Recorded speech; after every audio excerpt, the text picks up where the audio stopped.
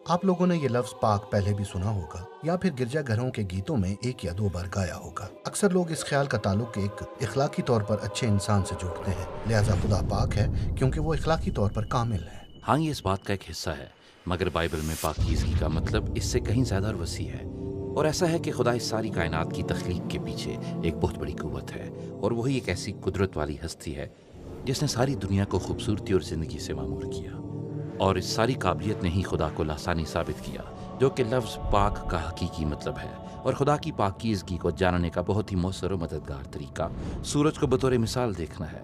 سورج بھی ہمارے نظام شمسی میں لاسانی ہے، یہ بہت ہی طاقتور ہے اور ہمارے سیارہ زمین پر اس خوبصورت زندگی کا منبع ہے۔ ہم کہہ سکتے ہیں کہ سورج پاک ہے، اور اگر ہم اس استعارے میں آگے دیکھیں تو سورج کے گرد سارا حلقہ بھی پاک ہے۔ ہاں، کیونکہ جب سورج کے قریب جائیں تو یہ زیادہ شدت رکھتا ہے۔ ہاں بالکل، مگر یہی قوت اور طاقت ایک لحاظ سے خطرناک بھی ہے۔ میرا مطلب ہے کہ جتنا آپ سورج کے قریب جائیں گے یہ آپ کو تکلیف دے گا، اور یہاں ایک گہری بات چھپی ہے کہ خدا کا دل نہایت پاک ہے، اور اگر آپ ناخالص ہیں تو خدا کی حضوری آپ کے لیے خطرے سے خالی نہیں۔ اور یہ کوئی بری چیز نہیں ہے، بلکہ یہ بہت ہی اچھی بات ہے، اور ہم اس پاکیزگی کے بارے میں سب سے پہلے یہ گہری بات موسیٰ کی جلتی جھاڑی والے واقعے میں پڑھتے ہیں۔ سو خدا نے موسیٰ کو کہا کہ اپنی جوتی اتار دے کیونکہ وہ ایک پاک جگہ پر کھڑا ہے، اور موسیٰ اپنا چہرہ چھپا لیتا ہے اور وہ خوف زدہ ہو جاتا ہے، اور خدا اسے کہتا ہے کہ وہ قریب نہ آئے کیونکہ وہاں بڑی شدت تھی۔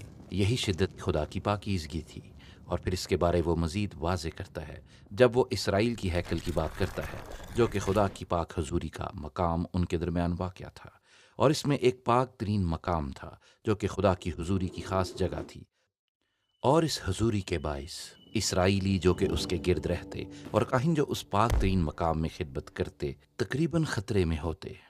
ہاں، یہ ایک مسئلہ تھا، تو پھر وہ کیا کرتے تھے؟ بس بائبل میں اس مسئلے کا حل یہ تھا کہ آپ کو پاک ہونے کی ضرورت ہے۔ یعنی اخلاقی طور پر پاک ہونا؟ ہاں، مگر یہ سمجھنا آسان تھا، مگر بائبل زیادہ تر ایک دوسری طرح کی پاکیزگی کی بات کرتی ہے جو کہ انتہائی پاک ہونا تھا، یعنی آپ کو ان چیزوں سے جو کہ بالکل مردہ تھیں دور رہنا تھا، جیسا کہ مردہ جلد، مردہ جسم کو چھونا، اور جسمانی مادوں کا اخراج بھی آپ کو ناپاک کر دیتا ہے۔ یہ تمام چیزیں ناپاکی کا باعث بنتی تھیں۔ ناپاک ہونے سے مراد یہ نہیں کہ آپ سے کوئی گناہ ہو گیا ہے، بس مسئلہ یہ تھا کہ جب آپ خدا کی حضوری میں ہوں تو ناپاک نہ ہوں۔ بس خدا نے اسرائیلیوں کو بڑی واضح ہدایات دیں کہ وہ کیسے ناپاک اور کن ہدایات پر عمل کر کے پاک ہو سکتے اور خدا کی ہیکل میں دوبارہ آ سکتے تھے۔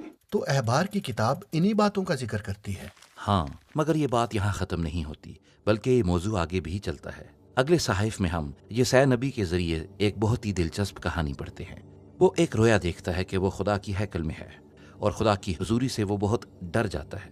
ہاں، وہ قانون کو جانتا تھا کہ اسے وہاں نہیں ہونا چاہیے تھا، اور وہ برباد ہو جانے کے بارے میں پریشان ہے۔ اور پھر ایک جنونی مخلوق جسے سرافیم کہتے ہیں، ہاں، وہ ایک جنونی مخلوق ہے۔ وہ ایک جلتے ہوئے کوئلے کے ساتھ اڑتا ہوا آتا ہے، اور اس سے یسایہ کے ہونٹوں کو چھوتا ہے، اور ایک عجیب بیان دیتا ہے کہ تیری ساری بد کرداری دور ہوئی اور تیرے سارے گناہوں کا کفارہ ہو گیا۔ بس یہ جلتا ہوا کوئلہ تاہم یسایہ کو پاک کرتا ہے۔ ہاں، یہ بہت قابل توجہ بات ہے، کیونکہ عموماً اگر آپ کسی ناپاک چیز کو چھوئیں گے تو وہ چیز اپنی ناپاکی آپ میں منتقل کر دے گی، مگر یہاں ایک نیا خیال ہے۔ وہ جلتا ہوا کوئلہ ایک بہت ہی پاک اور خالص چیز تھا۔ اس نے جب یسایہ کو چھوا تو اس نے اپنی پاکیزگی یسایہ میں منتقل کر دی۔ یسایہ خدا کی پاکیزگی سے برباد نہیں ہوا، وہ اس سے تبدیل ہو گیا، یعنی اس کے ساتھ ملوث ہونے سے۔ اب ایک اور واقعہ، اور اس دفعہ ایک اور نبی جس کا نام حزقیኤل تھا، اور وہ بھی ایک رویا دیکھتا ہے کہ وہ ہیکل کے پاس کھڑا ہے اور دیکھتا ہے کہ وہاں سے پانی بہہ رہا ہے، اور وہ پانی ایک ندی بنتا ہے، اور وہ بہتا ہوا دریا میں جاتا ہے، اور صحرا میں سے گزرتا ہوا اپنے پیچھے ہریالی چھوڑتا جاتا ہے، اور پھر بحر مردار میں گرتا ہے اور ہر چیز کو تازہ اور زندہ کرتا ہے۔